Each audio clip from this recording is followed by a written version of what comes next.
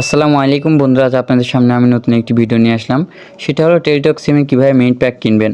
অনেকেই আছেন টেলিটক সিমে কীভাবে মিনিট প্যাক কিনে, অনেকেই কিন্তু জানেন না।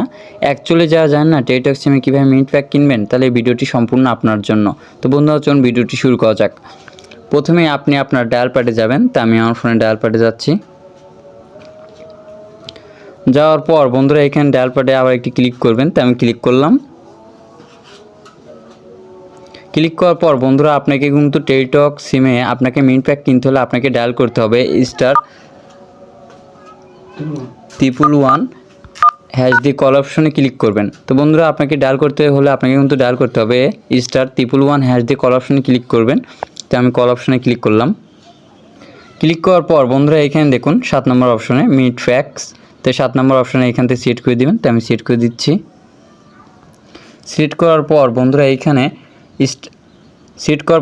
এখানে সেন্ড অপশনে একটি ক্লিক করবেন। তো আমি ক্লিক করলাম। ক্লিক করার পর বন্ধুরা আমাদের সামনে দেখুন আমাদের সামনে কিন্তু এখন একটি ইন্টারফেস শো করছে।